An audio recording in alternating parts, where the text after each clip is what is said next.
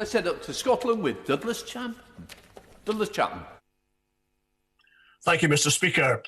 Today a poll revealed that 58% of Scots would vote for independence, and this is the 17th consecutive poll to show a positive result, and we're seeing rises in support for independence across all age groups.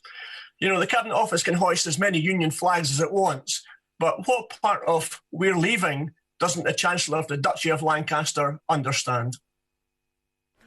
Well, I'm grateful to the honourable gentleman for his question. And of course, surveys of opinion are always fascinating. But the figures that I'm interested in are the figures that show that the UK government is spending more per capita in Scotland than it is in other parts of the United Kingdom, and also the figures that show that thousands of Scots are now being vaccinated thanks to the efforts of the UK government.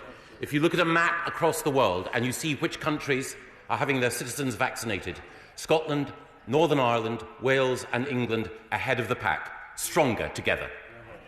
Can we have SNP spokesperson Pete Wishart?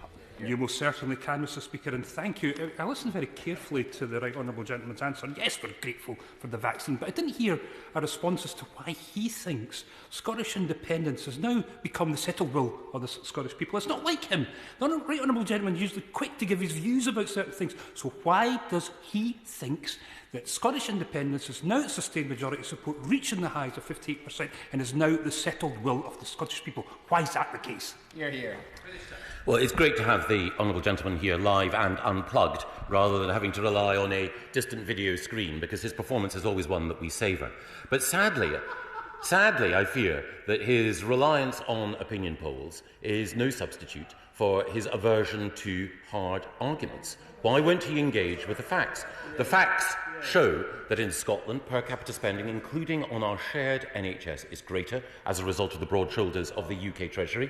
And as I pointed out earlier, and as he declined to acknowledge, folk in Scotland are being vaccinated now thanks to the efforts of the UK government in a world-leading programme. I hope, in a spirit of Christmas, that he would acknowledge that this is a time for giving, and I hope that he will give just once the benefit of the doubt to the UK government. Pete Wishart. I'm likely to be the ghost of Christmas future because it's not going his way. Let me try to give him a few reasons, see if he agrees with any of these. The disastrous Brexit Scotland didn't vote for. The attacks on our democracy. The undermining of our parliament. The Prime Minister. Him. Maybe there's some sort of reasons as to why we are now in the lead. But the main one, and see if he agrees with this, is that the way that he arrogantly, Trumpian, says no to a majority in a democracy. Now, does he think constantly saying no to a majority in Scotland is going to drive support for independence down, or is it going to only further drive support for independence up? Hear, hear. Well, the Scottish Parliament is enjoying more powers now as a result of our departure from the European Union. Those powers allow the devolved legislature to have its own agriculture and its own environment policy, to supplement the leadership that, of course, it's been showing in other areas.